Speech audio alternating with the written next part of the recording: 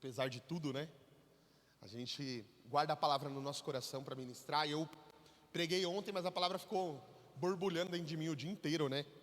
Dentro do meu coração. E acredito muito que essa palavra tem que borbulhar dentro da gente. Desde semana passada a gente tem falado sobre idolatria. E na semana passada a gente pregou a palavra e a gente percebeu que o maior ídolo e a raiz de todos os ídolos é uma idolatria de si mesmo.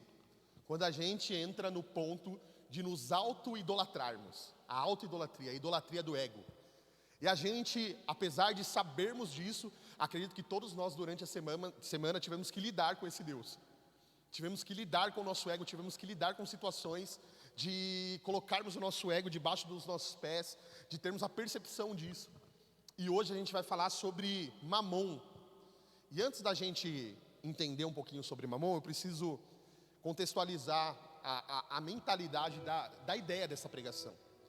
Aquilo que a gente pregou semana passada é o suficiente sobre idolatria em qualquer âmbito. Contudo, tudo que a gente vai falar depois disso é raiz da idolatria de si, é fruto do amor próprio. É fruto de um amor exacerbado por si mesmo.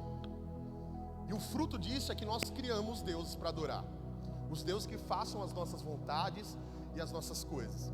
E Jesus disse em Mateus no capítulo 6, no Sermão do Monte, onde ele estava sentado com os discípulos dele, o seguinte, ele falou assim: é impossível você servir dois senhores. É impossível, você vai agradar um e desagradar outro. Não tem como você conciliar, ser político nisso. Você vai certamente desagradar um dos deuses que são propostos a você. Quando você servir a Jesus de verdade, você vai desagradar Mamon. E enquanto você servir Mamon, você vai desagradar Jesus. Eles não conseguem, ou eles não habitam no mesmo ambiente. Um se retira quando o outro se coloca. E é engraçado que Jesus, ele começa essa proposta falando o seguinte para os discípulos. Estavam todos eles sentados diante de Cristo. E assim como a gente qual que é a proposta desse cara para a gente? O que ele veio trazer para a gente? Aí ele começa o sermão dele no monte falando o seguinte, em Mateus 5:1, ele começa falando assim: bem-aventurados os pobres de espírito. Cara, por uma cultura materialista que conectava as bênçãos materiais, os bens materiais com bênção de Deus, aquilo não fazia sentido algum. E Jesus começa falando: bem-aventurados são os pobres de espírito, porque deles é o reino dos céus. A percepção de Jesus era que a pobreza de espírito não era um xingamento como na nossa geração. Você quer xingar alguém? Chama alguém de pobre de espírito, seu pobre de espírito. Você está xingando. Só que Jesus, a proposta dele era: um pobre de espírito é alguém que tem a consciência da necessidade de um Salvador. É alguém que tem a consciência: poxa, por mais que eu faça, me falta ainda. Por mais que eu tenha, me falta ainda. E o que eu tenho, ou o que eu posso obter de mais importante, eu não consigo com poder, eu não consigo com dinheiro, eu consigo sendo menor. E aí a proposta de Jesus, ela já começa com esse escândalo. Em Mateus 6, ele aprofunda nisso. E ele vai dizer: olha para os pardais, cara. Os pardais, eles têm ninho para morar. Olha para os lírios do campo. Eles se vestem com a melhor roupa. E eles não tecem para isso. Deus dá a eles. E aí depois de fazer toda essa proposta, ele fala: busque em primeiro lugar o reino de Deus e a sua justiça e as demais, todas essas coisas aqui, ó, que eu falei para vocês, vão ser acrescentadas a vocês. A proposta de Jesus para os discípulos era confiança. Confiança de que ele, o Pai, não deixaria faltar absolutamente nada na empreitada missionária daqueles homens, na vida daqueles homens. Lembrando que sentado com Jesus não tinham só 12 discípulos, tinha uma grande multidão que se assentou à frente de Jesus. E que alguns deles voltaram a pescar, que alguns deles voltaram a cobrar impostos, outros voltaram a trabalhar no seu ofício. Mas tinham 12 que foram chamados para algo mais profundo. E esses abriram mão de tudo para seguir Jesus, na confiança de que não ia faltar nada, de que ia ter pão sempre. Todo dia o Pai ia trazer pão para a mesa. A confiança que Jesus estava propondo para aqueles homens era a confiança mais real, era o alicerce mais real de todos. O que é o contrário do que a gente pensa. A gente pensa que quando Deus nos chama para viver na dependência dEle, dependência de Deus é igual instabilidade. A gente não está instável quando a gente está na dependência de Deus. vai faltar em qualquer momento. A gente não consegue ter a confiança que os discípulos tiveram. Vamos caminhar, e o que é de mais importante a gente já tem: andar com o nosso Senhor e Salvador Jesus. E aí a gente vai caminhando e a gente vai percebendo, até chegar na nossa geração, essa influência desse Deus. Ela vai se desdobrando no tempo, ela vai se desdobrando no poder, se disfarçando no poder, ela vai se disfarçando no poder monetário, vai se disfarçando num poder geopolítico, e ela se desdobra e chega na gente. E aí a gente vai ver que nós somos influenciados por isso. A nossa geração é influenciada por Mamon, a ponto de a gente não perguntar para Deus se Ele quer que a gente tenha filhos, por exemplo. A gente pergunta para quem? Para Mamon. Pô, o dinheiro vai dar para ter filho? Se não der, eu não vou ter filho. A gente não pergunta para Deus como que a gente vai ajudar a nossa família. A gente pergunta para Mamon: como que eu posso ajudar a minha família? Como que eu posso ter o recurso para fazer isso? A gente fica na dependência do poder monetário para tudo. E Jesus disse que essa dependência, ela divide a gente de Deus. Essa dependência do poder que o dinheiro traz para a gente, do poder do dinheiro, ela é um romper com Jesus Cristo. E eu digo que tem gente que fala assim: não, o dinheiro é neutro, pastor. O dinheiro é neutro e depende da mão de quem está. Na minha concepção, obviamente, o dinheiro é neutro. Contudo, ele tem um poder por trás que é inexplicável, gente. Há um poder por trás do dinheiro que é inexplicável. Por exemplo, você entra aqui na igreja e tem uma nota de 100 caída aqui, de 200, né, que agora tem a de 200. Caída aqui, não estou falando você, mas pegando no geral. Você acha mesmo que essa pessoa, imagina um culto cheio, uma nota de 200 cai no chão. A tendência é ninguém dar e devolver esse dinheiro. Ninguém chegar aqui e falar assim: pastor, anuncia aí que tem uma nota de 200 caída ali. Sabe o que a galera vai fazer? Vai pisar em cima, meter o louco, meter no bolso e contar o testemunho depois ainda. Deus me deu R$200, pastor, glória a Deus por isso. E sentir na vantagem de tudo. Eu me recordo que um tempo atrás, um irmão chegou na igreja e falou assim: pastor, eu tenho um testemunho para contar. Na época que a gente contava os testemunhos, né? Faz uns 5 anos isso. Aí chegou o papelzinho lá na minha mesa, eu sempre lia antes. Aí eu falei: nossa, isso aqui não pode ser um testemunho, gente. Aí qual que era o testemunho? O cara foi comprar pão e leite. E ele chegou na padaria com R$10 para comprar pão e leite. Dava ainda R$10 para comprar pão e leite. Aí ele chegou, comprou lá 2 leites e pão. E o cara, na hora de dar o troco para ele deu R$10 pro cara. A moça, na hora de dar o troco para ele, deu R$20. Não sei, acho que ela pensou que era 50, sei lá. Aí ele pegou os R$20 e foi para casa, cara. E ele escreveu o testemunho falando assim: olha, pastor, para honra e glória do Senhor, eu fui para a padaria com R$10, voltei com um pão, o leite, R$20, para honra e glória do Senhor. Porque o dinheiro, ele traz poder monetário para a gente. E é interessante, com dinheiro a gente pode viajar para tudo quanto é lugar. Com dinheiro eu não ia estar mandando mensagem para você hoje o dia inteiro falando de aluguel da igreja. A gente já pagava e acabou. O dinheiro, ele traz para a gente um poder. E esse poder é um perigo. Esse poder é um perigo. Porque é esse poder que corrompe. Esse poder Jesus equipara a Deus, a um Deus. Ele fala: isso é um Deus, cara. É um Deus criado, que tem um poder e que consegue exercer poder sobre as pessoas. Já pensou? E aí eu preciso falar isso com você. Quando a gente trabalha só por dinheiro, a gente está fadado a ser infeliz. Se não tem por trás a nossa responsabilidade pela nossa família, a nossa responsabilidade de pagarmos contas, a nossa responsabilidade de ajudarmos a comunidade, se não tem isso por trás, a gente trabalhar só por dinheiro, pode ser o dinheiro que for, nós estamos fadados à infelicidade. Ele nunca vai preencher o buraco que eu falei na semana passada, que tem o tamanho de Deus. Então ter dinheiro é o problema? Não, o problema é você ser levado, movido pelo poder que o dinheiro te dá. É você ser esse poder, essa autoridade que o dinheiro tem sobre você, conduzir todas as decisões da sua vida. E aí os relacionamentos se tornam comerciais. Eu me relaciono com você só porque você tem algo a me oferecer, e vice-versa. O que é isso? Relacionamentos pautados na cultura ou na mentalidade de Mamon. Só relacionamento comercial. Eu só falo com você interessado em algo que você pode me dar e vice-versa. Aí o casamento se torna comercial, porque eu só te faço feliz se você me fizer feliz, pô. Então você precisa fazer algumas coisas por mim, eu preciso fazer algumas coisas por você. E aí dentro dessa concepção vamos negociando. O dia que você pisar na bola comigo, eu piso com você também. Os nossos relacionamentos se tornam comerciais em todos os âmbitos com Deus. Aí a gente chega diante de Deus, como que é a nossa oração? Deus, me dá, cara. Me dá porque eu vou ser fiel na sua casa. Senhor, eu vou jogar na loteria. 159 milhões tá a loteria. Vocês nem sabiam, né? Eu que tô dando 159 milhões. Já pensou? Aí você vai lá e fala assim: Senhor, eu vou fazer essa fezinha aqui. Eu vou colocar a grana aqui. E se o Senhor colocar na minha mão, eu vou dar tudo. Olha, eu vou comprar um prédio da hora para a igreja. Eu vou falar que eu vou dar tudo porque é muito, né? Vou dar um prédio da hora para a igreja. Quem nunca fez isso, né? Atire a primeira cadeira. Sabe por que a gente faz isso? A gente se relaciona com Deus também de maneira comercial. Então tudo se tornou um comercial. Aí as nossas músicas, as músicas que a gente canta, elas precisam ser comerciais, porque senão não faz sentido. Elas precisam vender, elas não precisam ser bíblicas. Elas não precisam cantar para Deus, elas precisam fazer sentido. Elas precisam vender. Aí um vai cantar sobre água e todo mundo começa a cantar sobre água. A água aqui, você lembra a época da chuva? Aí todo mundo cantava de chuva. Vai chover, Deus. Aí de fogo, aí fogo. Queimar o coração, aí ficou queimar o coração.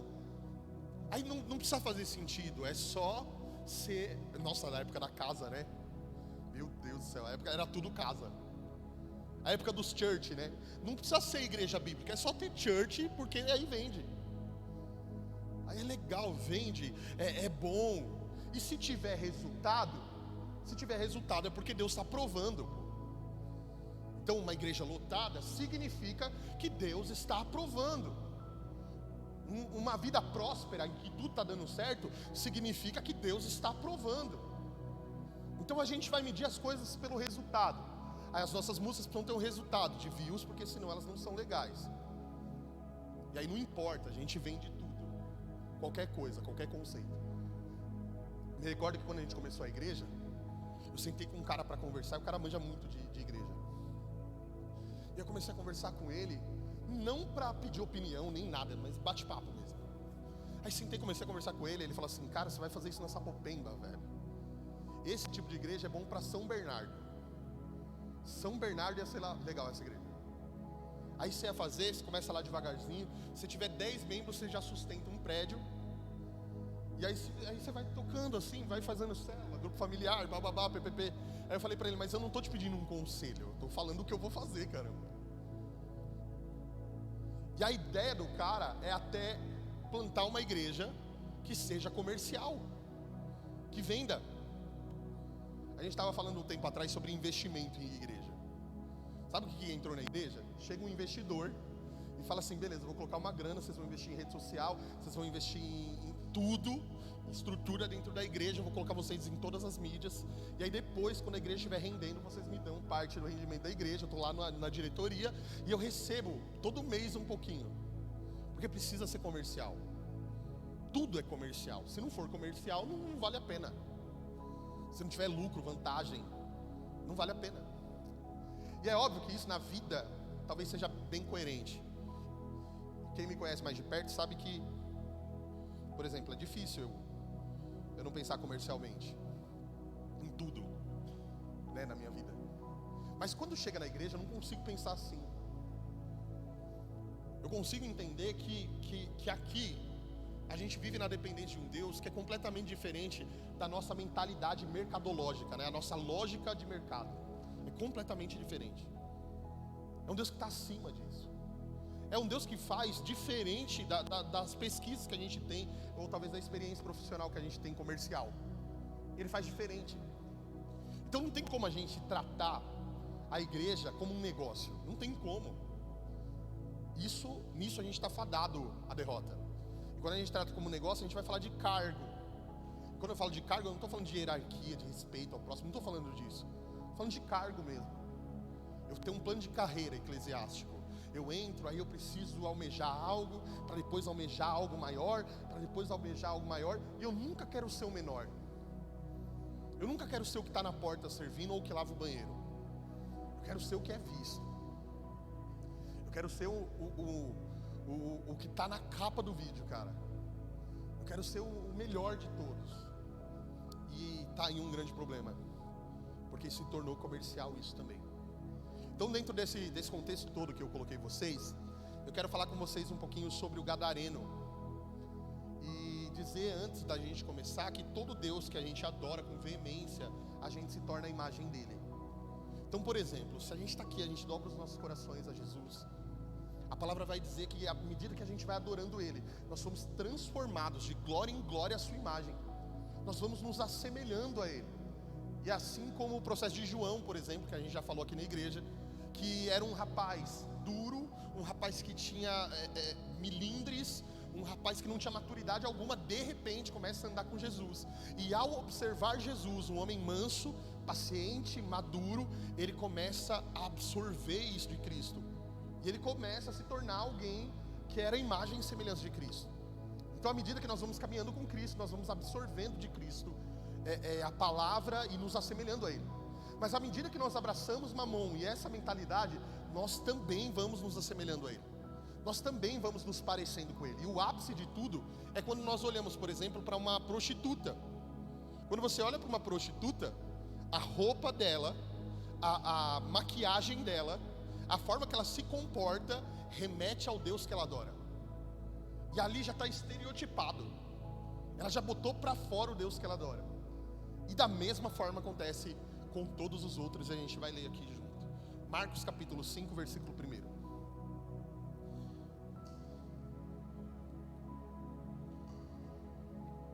Vamos lá? Eles atravessaram o mar e foram para a região dos Gadarenos. Primeira coisa aqui, só para vocês prestarem atenção, volta lá, Mai. Jesus atravessou o mar, cara, e você vai ver por que ele atravessou o mar. Ele não vai fazer nada além do que a gente vai ler aqui. Ele atravessa o mar e vai para o outro lado do Jordão, para o outro lado do mar da Galileia, para a cidade dos Gadarenos. Quando Jesus desembarcou, um homem com um espírito imundo veio dos sepulcros ao seu encontro. Esse homem vivia nos sepulcros e ninguém conseguia prendê-lo, nem mesmo com correntes, pois muitas vezes lhe haviam sido acorrentados os pés, as mãos, mas ele arrebentava as correntes e quebrava os ferros de seus pés. Ninguém era suficientemente forte para dominá-lo. Noite e dia ele andava gritando e cortando-se com pedras entre os sepulcros e nas colinas. Quando ele viu Jesus de longe, correu e prostrou-se diante dele e gritou em alta voz: que queres comigo, filho de Deus Altíssimo? Rogo-te que não me atormentes. Pois Jesus lhe tinha dito: saia desse homem, espírito imundo. Então Jesus lhe perguntou: qual é o seu nome? Meu nome é Legião, respondeu ele, porque somos muitos. E implorava a Jesus com insistência que não o mandasse sair daquela região. Uma grande manada de porcos estava pastando numa colina ali próximo. Os demônios imploraram a Jesus, dizendo: manda-nos aos porcos para que entremos neles. Ele lhes deu permissão e os espíritos imundos saíram e encontraram os porcos. A manada de cerca de 2.000 porcos atirou-se precipício abaixo, em direção ao mar, e nele se afogou. Os que cuidavam dos porcos fugiram e contaram esses fatos na cidade e também nos campos. E o povo foi ver o que havia acontecido. Quando aproximaram-se de Jesus, viram ali o homem que fora possesso de legião de demônios, assentado, vestido em perfeito juízo, e ficaram com medo. Os que estavam presentes contaram ao povo o que acontecera ao endemoniado e falaram também sobre os porcos. Então o povo começou a suplicar a Jesus que saísse do território deles.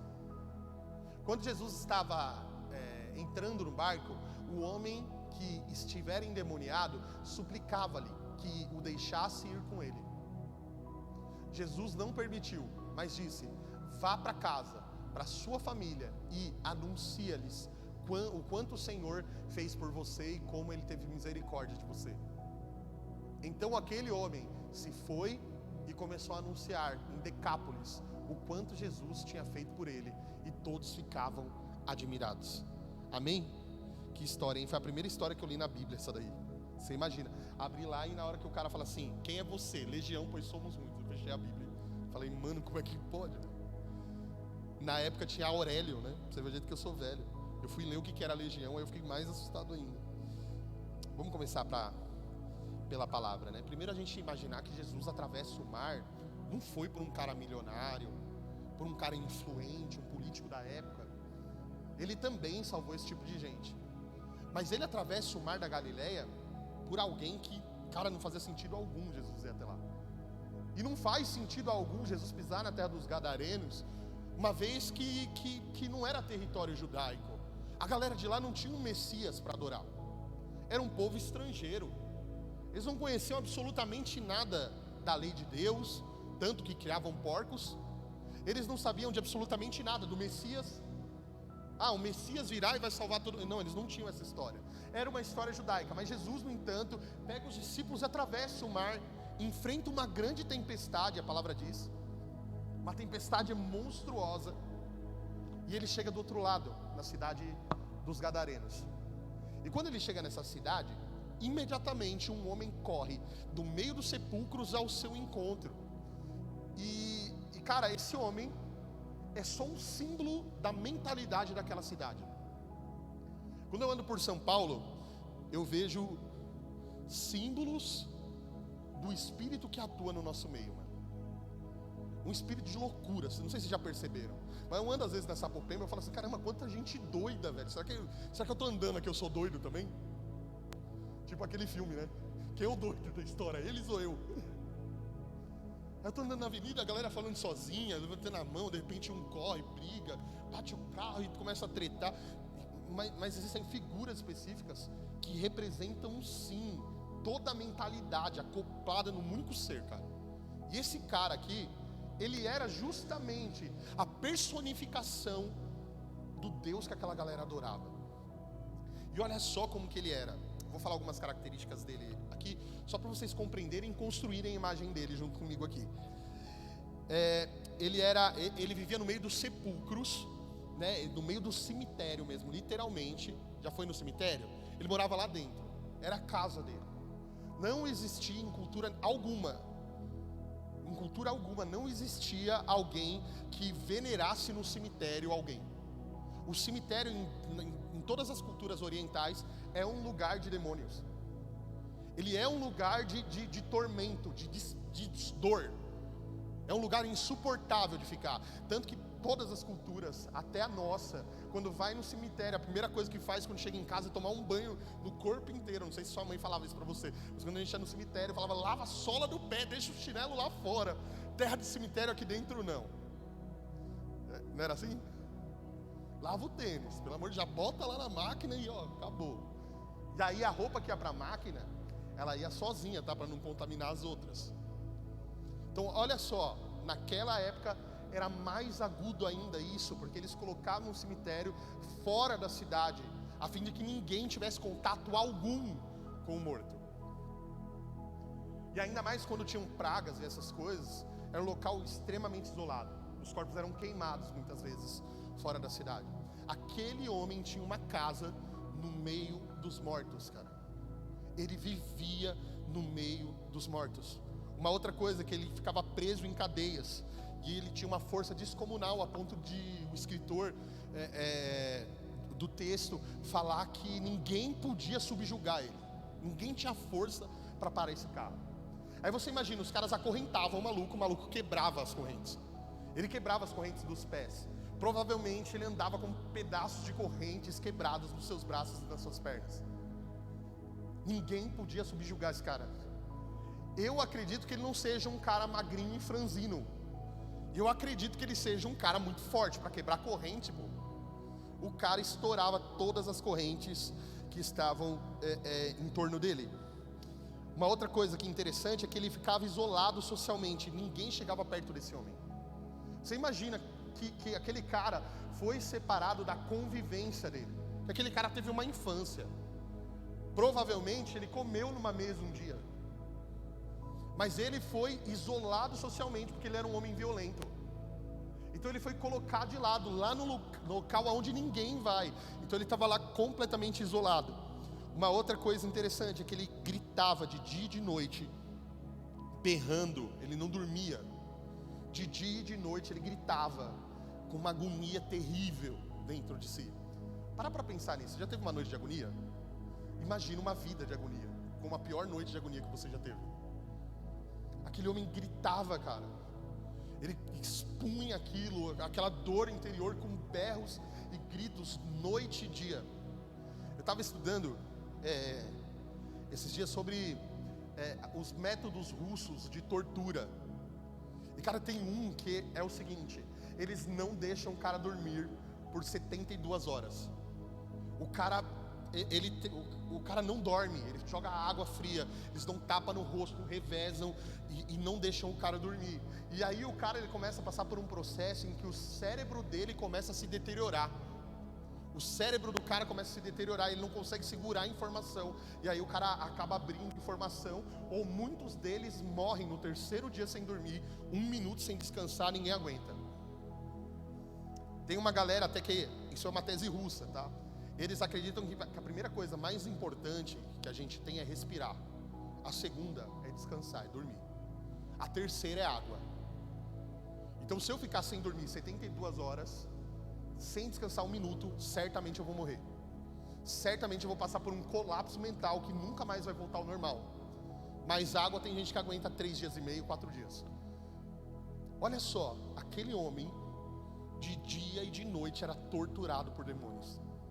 6.000 demônios dentro dele, atormentando e se revezando na consciência dele, pesando sobre ele em uma possessão extremamente pesada, talvez a mais pesada que a palavra vai dizer.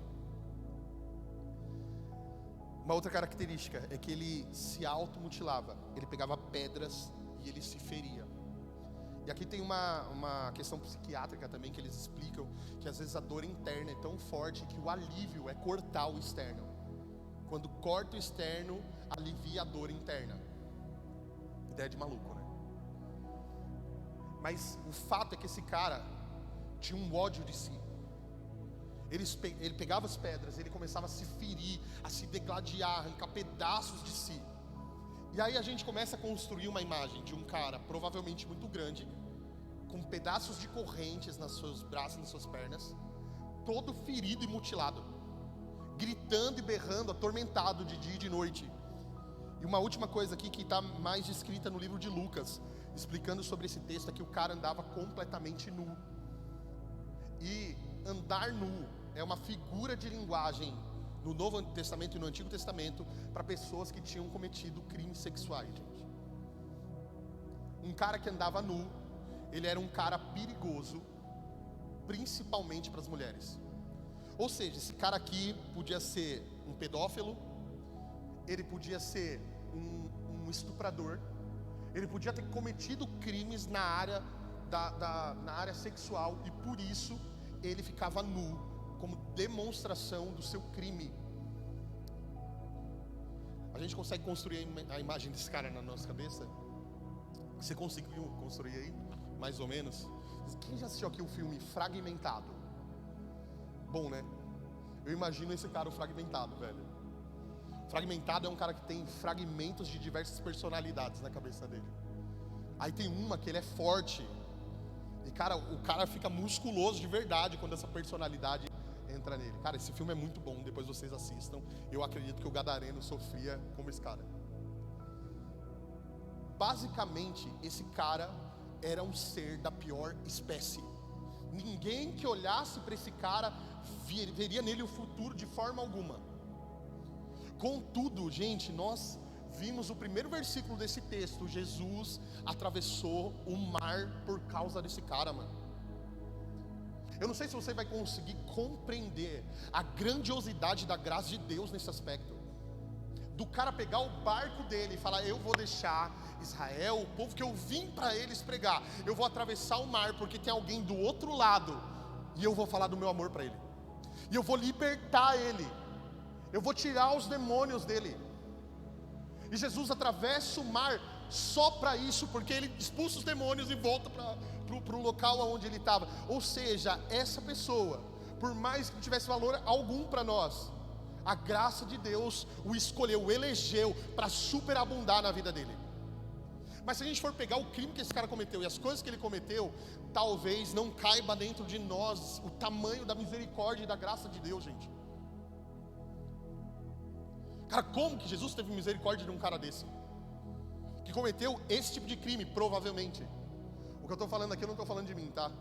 Isso daqui são diversos teólogos, tipo, muito respeitados, que acreditam que a figura de linguagem usada em Lucas é porque esse cara provavelmente cometeu crimes sexuais. Até na nossa geração, alguém que faz esse tipo de coisa morre na cadeia, cara.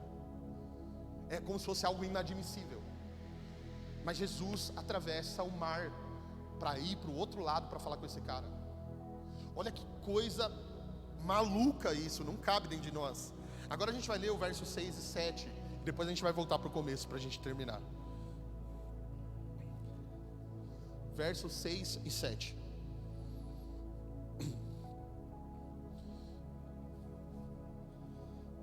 Vamos lá.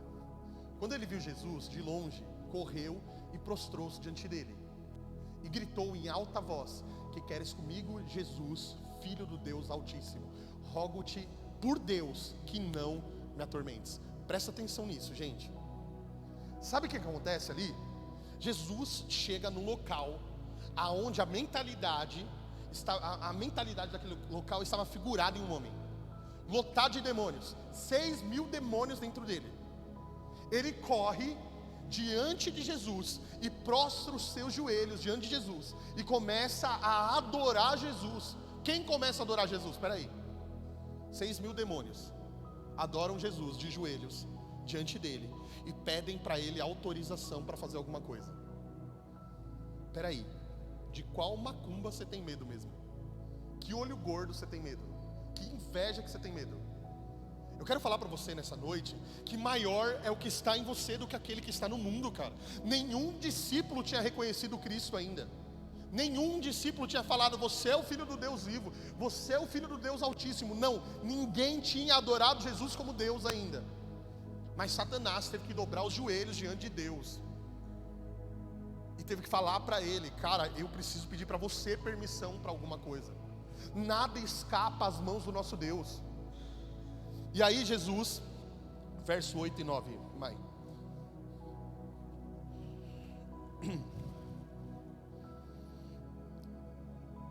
Pois Jesus lhe tinha dito: sai desse homem, espírito imundo. Então Jesus perguntou: qual é o seu nome?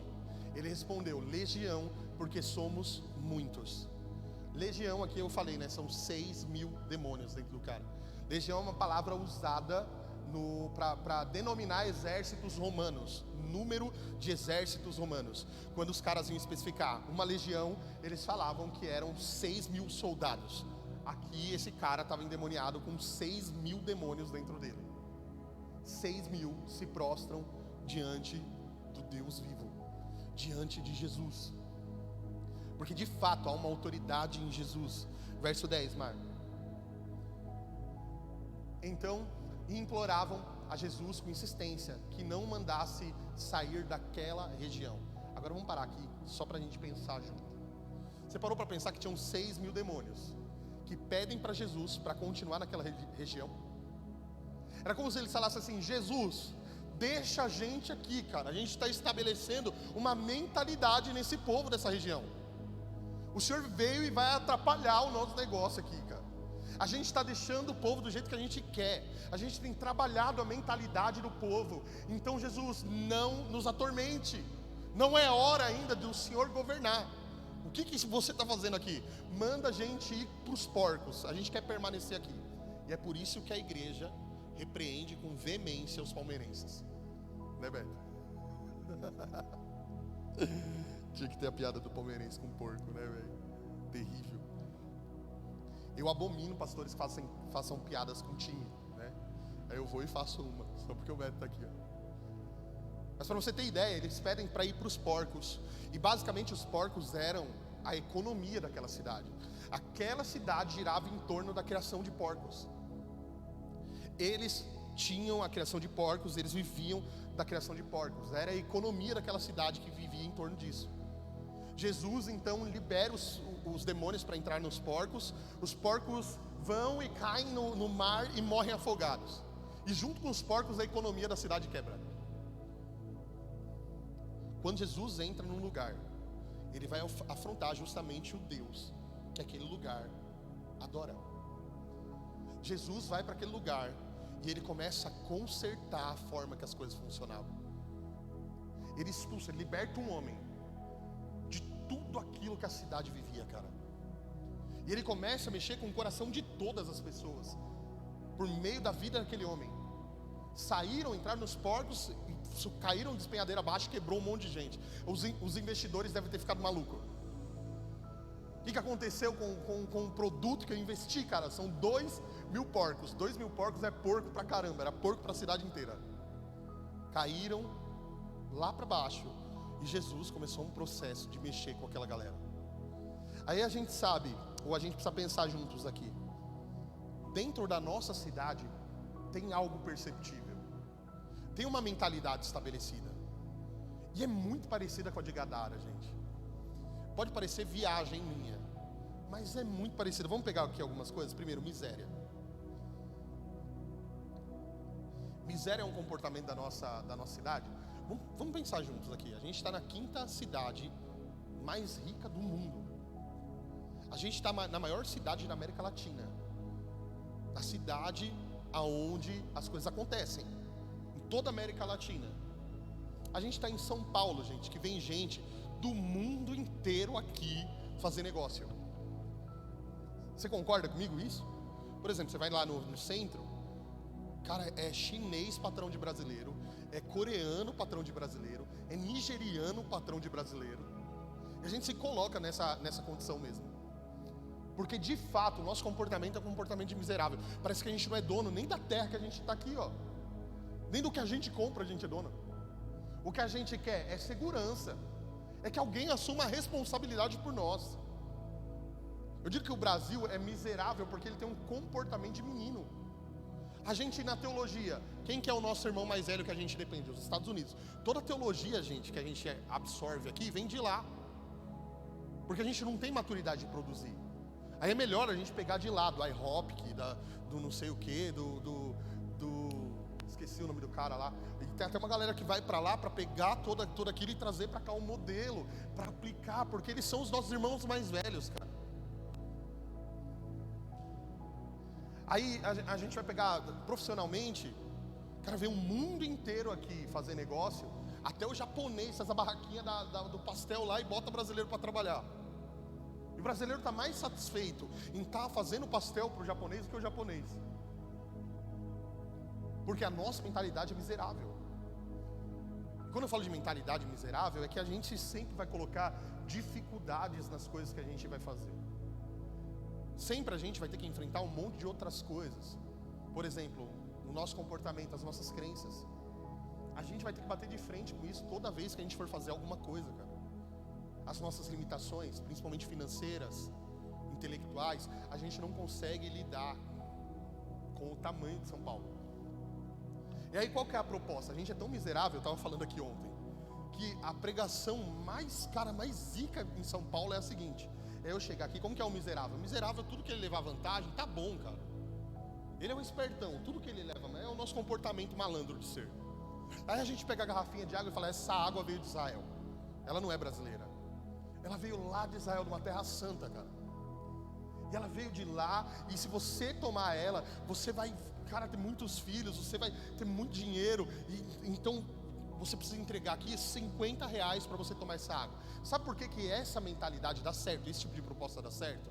Por causa da mentalidade miserável.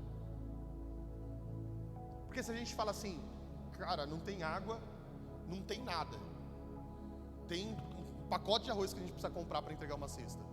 Pra gente é mais difícil do que a água abençoada. Tá, mas que vantagem que eu levo no arroz? O arroz é de Israel? Não, o arroz é daqui. Mas Deus não vai multiplicar e me dar bênçãos? Não sei quem lembra aqui no começo da igreja, eu pregando aqui na igreja, aí veio uma irmã e falou assim: pastor, sabe como você tem que ministrar a oferta no final? Você tem que falar a oferta e falar algumas bênçãos que as pessoas vão ter. Tipo assim, se você entregar hoje, Deus vai abrir uma porta de emprego. Se você entregar hoje, Deus vai abrir a janela dos céus sobre a tua vida, sabe? Você entende? Eu falei: eu entendo, mas a gente não vai fazer assim não. Porque no fundo eu quero entregar, você entende? Eu quero entregar, mas eu quero ser abençoado também. A mentalidade miserável é uma desgraça.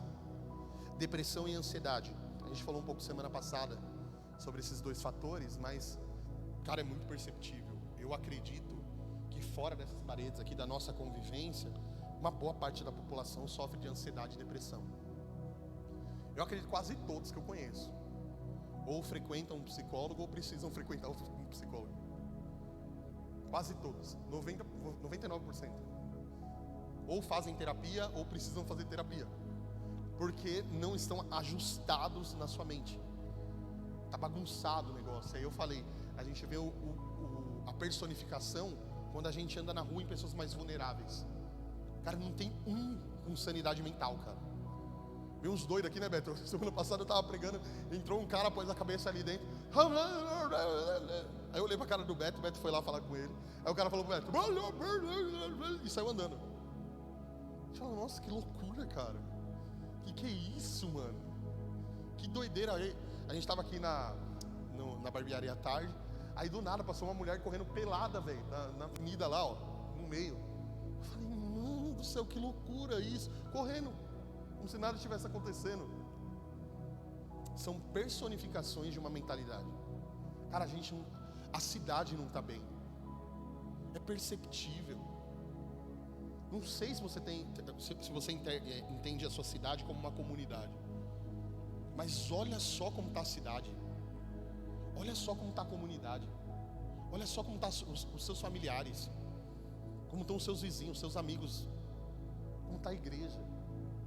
Cara, a nossa cidade está doente por causa de uma mentalidade estabelecida. Suicídio.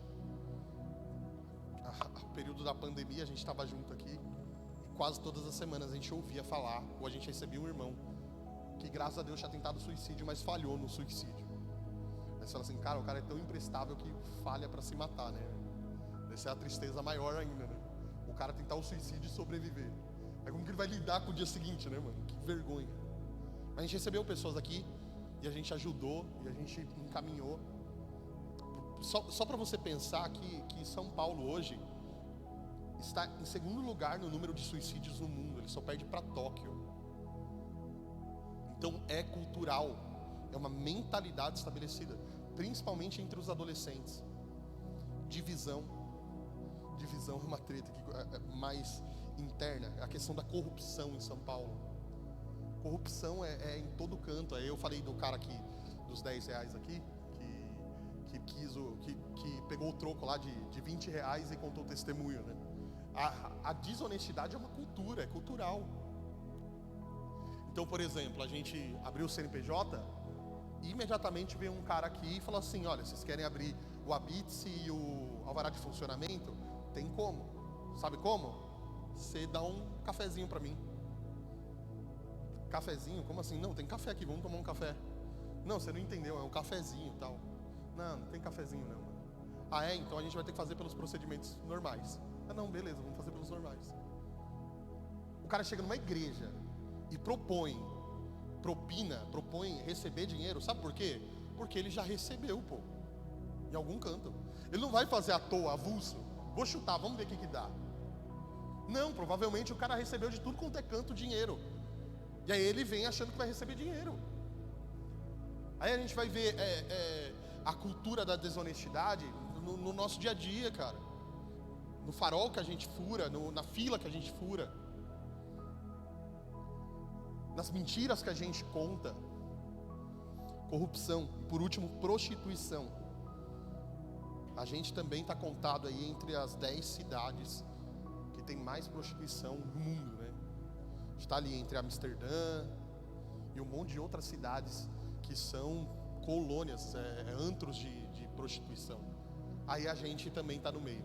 Aí você anda aqui na avenida, tem uns 2, 3 pontos de prostituição também, que significam uma mentalidade, porque se existe prostituta, existe quem prostitui. É oferta e demanda, né? É um comércio. Essa mentalidade toda está estabelecida e nós precisamos sair desse sistema, cara. A igreja, a gente que está debaixo da autoridade de Cristo, precisamos pensar diferentes. As nossas famílias precisam ter uma cultura diferente.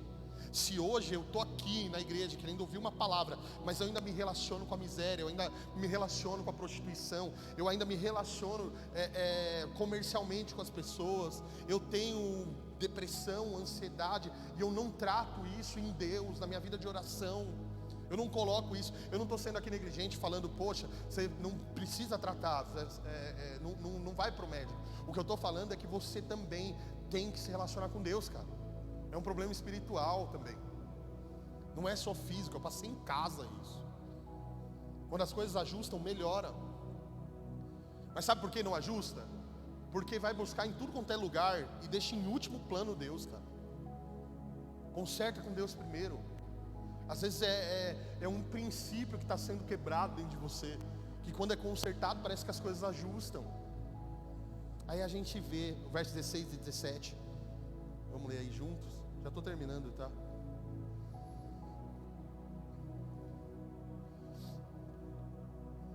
Os que estavam presentes contaram ao povo o que acontecera ao endemoniado e falaram também sobre os porcos. Então o povo começou a suplicar que Jesus saísse do território deles. Aqui está, tipo, a mentalidade, ó, mostrando. A mentalidade de Mamon é: nós preferimos as coisas, os negócios do que as pessoas. A gente prefere os porcos do que as pessoas. Imagina, gente, Jesus curou um cara naqueles moldes que eu falei. Um cara endemoniado, que perturbava a cidade, um estuprador, um homem terrível, que vivia no meio dos mortos, atormentado. Ele estava jogado lá, e ele se levanta, gente, e é curado. E aí a cidade inteira vem ver, a cidade inteira vem olhar, e olha o cara em perfeito juízo, sentado do lado de Jesus conversando. E aí a palavra vai falar: mas eles também contaram sobre os porcos. Gente, aquele homem foi liberto, foi restaurado, mas os porcos caíram de despenhadeiro abaixo. Sabe o que a galera fez? Que se dane esse cara, eu quero saber dos meus porcos, pô. Que se dane transformação. Eu estou precisando da transformação que Jesus deu para esse cara, mas eu não quero saber, eu quero saber do dinheiro. Quem vai restituir o meu dinheiro, cara? Jesus, quer saber de uma coisa? Vai embora daqui, sai daqui. Você está mexendo com coisas que eu não quero que você mexa. Você pode vir aqui e mexer na minha... Tem gente que pensa assim, né? Na minha área sentimental, mas você não pode mexer na minha área financeira. Sabe o que Jesus faz quando chega na vida de alguém? Ele arrebenta tudo. E eu não acredito que você tenha a vida compartimentada assim. Acredito que quando ele entra para restaurar tudo, cara. Toda a tua vida, cada canto dela vai ser mexido e transformado. E quando Jesus entrou naquela cidade, e a proposta era uma restauração, houve resistência da parte daqueles homens. Sabe por quê? Porque ele mexeu com coisas que aquelas pessoas não queriam que mexesse. E se Jesus entrar na tua vida arrebentando tudo, cara, e mexer com a economia da tua vida, você está pronto para isso?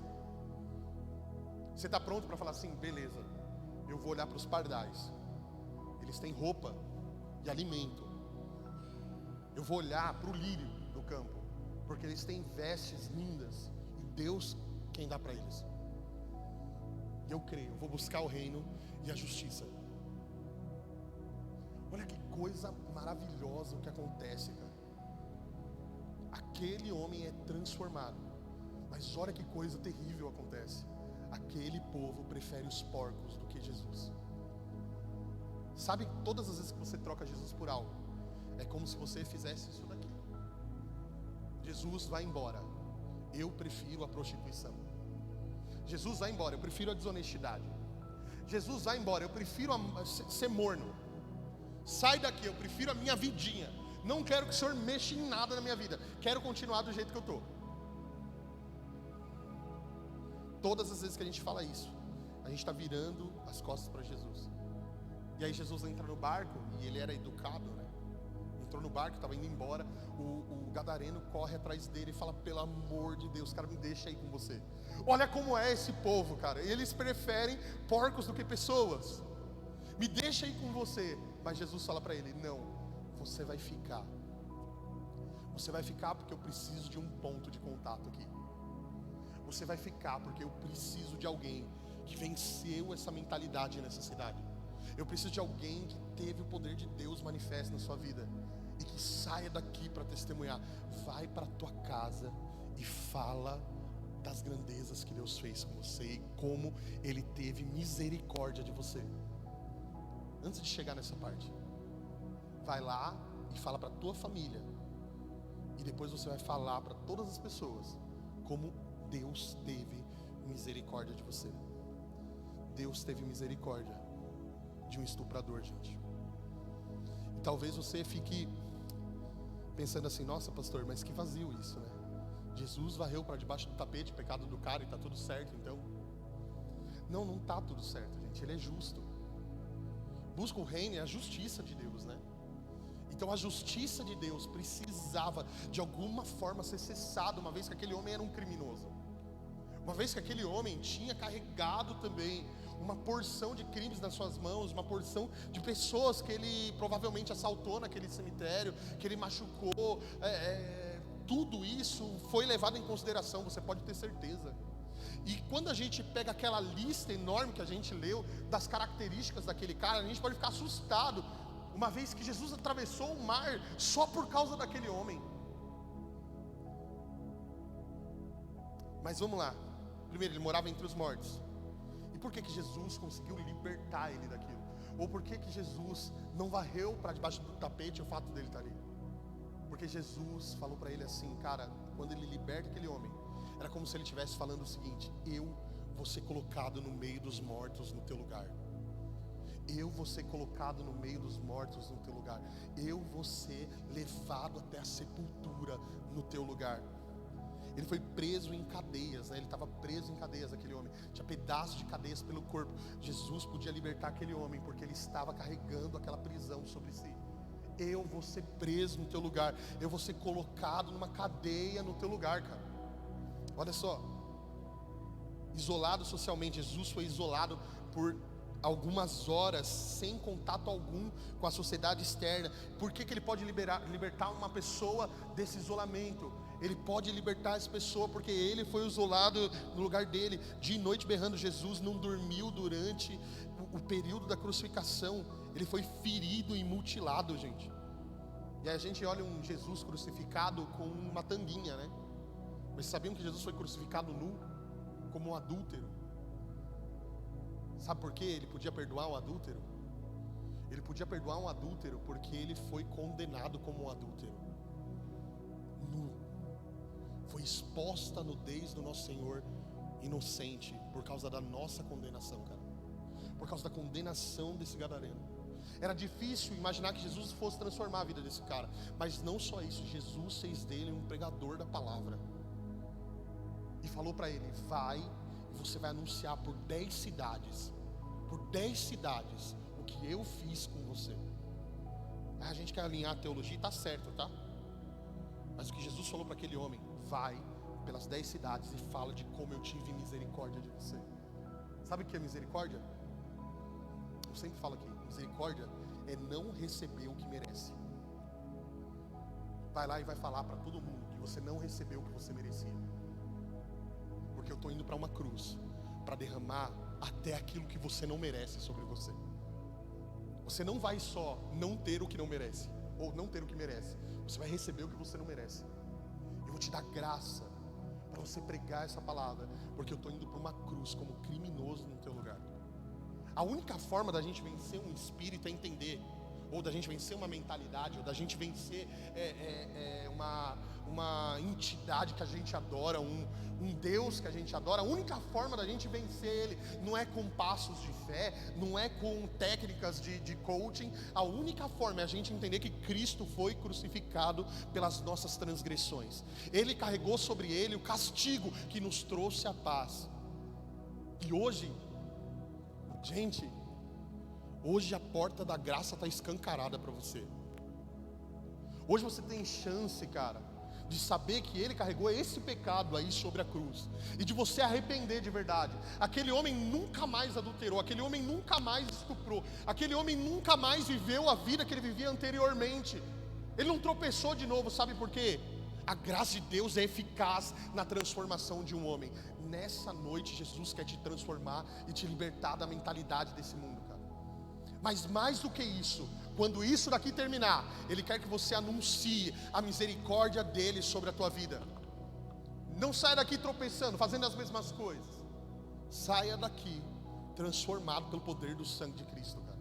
Ele tem poder para isso. Basicamente, um tempo atrás a gente teve uma discussão sobre Jesus perdoar homens muito maus, né? A gente falou de Hitler, deu um quebra-pau.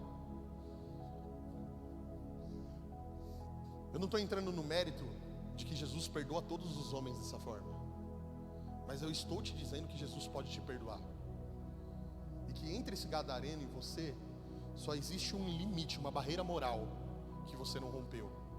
Mas tanto nós quanto ele estávamos condenados e mortos nos nossos pecados e delitos. E quando Jesus chegou em nós, ele fez como ele fez com Lázaro morto dentro de um túmulo. Ele nos chama para a vida, cara. E nós, sem mérito algum, recebemos essa palavra, levantamos do nosso túmulo e vamos na direção dessa voz. E daí nós somos libertos da cultura, da forma de viver que esse mundo vive. Deus quer te transformar, e Ele quer tirar de você essa mentalidade. E eu quero te falar, você não consegue sozinho. Só a cruz dele e o entendimento dessa cruz. E não importa o tamanho do seu pecado hoje. Se você entender que na cruz Ele foi condenado por causa desse pecado, você vai sair por essas portas e você nunca mais vai andar do mesmo jeito. E eu quero que você fique de pé no teu lugar.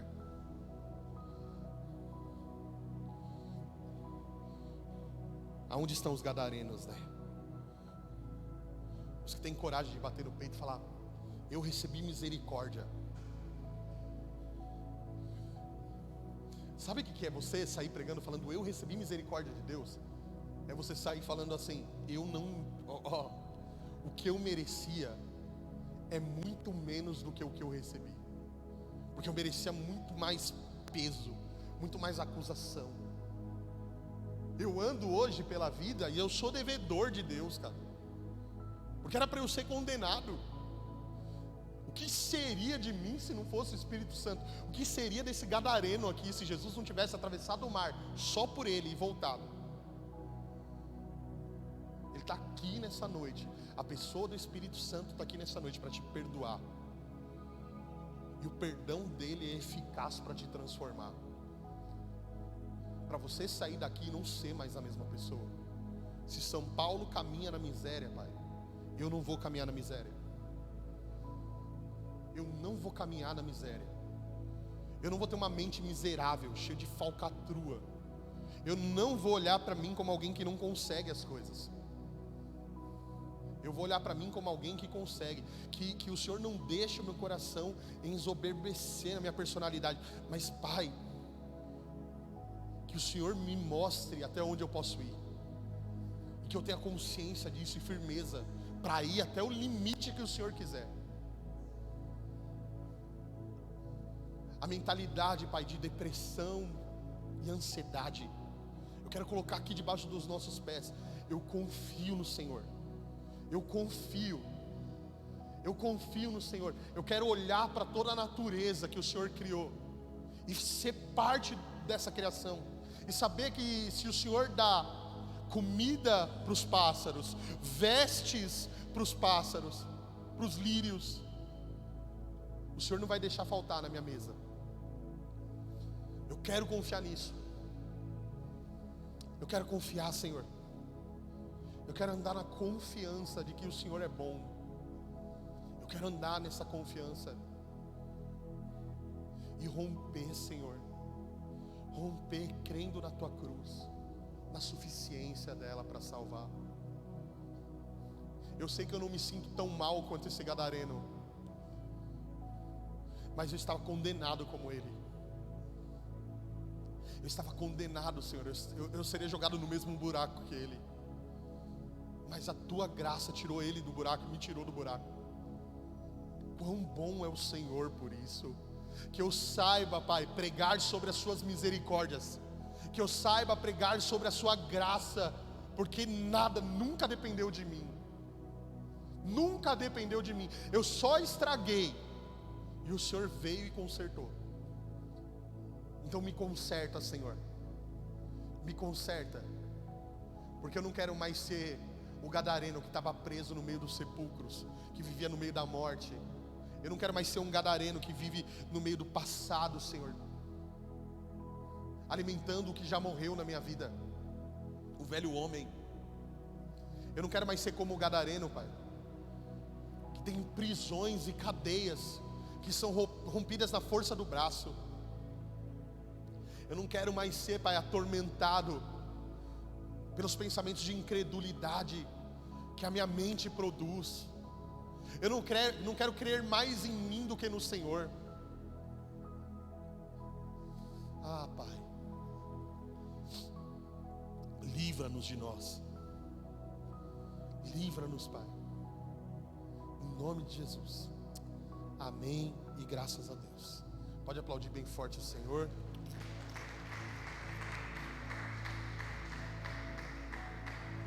Se assenta mais um instante. O material do departamento infantil ficou pronto. A gente vai ter uma reunião com a galera. Eu vou convidar vocês para participarem. Material bem bacana, são 3 livrinhos aqui. A gente está preparando para doar esses livros aqui para cada criança da igreja e fazer um trabalho junto com os pais de educação, de cuidado com eles, trazer realmente um bálsamo para o nosso departamento infantil e ter algo estruturado. É uma guerra sempre para a gente lutar contra essas coisas, mas a gente vai lutar e a gente vai conseguir estabelecer isso também, né? E aí a gente conta com os irmãos para isso. Gente, que essa palavra fique no coração de vocês, que isso seja multiplicado dentro de vocês, que vocês pensem nisso. A diferença que o gadareno tinha da gente são só barreiras morais. Condenados nós éramos como ele, estava no mesmo buraco que ele. As barreiras morais talvez tenham nos impedido de fazer muitas coisas, mas elas não podem nos salvar. Só o sangue de Cristo pode nos salvar. Que essa noite seja maravilhosa para você, que você reflita sobre a palavra, sobre a ministração. Amanhã é folga. Quarta-feira a gente tem reunião aqui na igreja, a gente faz o nosso discipulado de quarta. Quinta-feira a gente tem o ensaio do louvor. E sexta-feira a gente está organizando para fazer um outro discipulado mais específico, comportamental, liderança. Na sexta-feira a gente está organizando isso, estou fazendo ainda coberto algumas coisas para a gente soltar isso daí. A gente precisa de mais líderes na igreja, de mais pessoas que ministrem, né? A gente estava conversando sobre isso ontem. É necessário, a única força que a gente tem, gente, o único poder que a gente tem é o poder de continuar, independente de qualquer coisa. É a única coisa que a gente tem, é o poder de perseverar.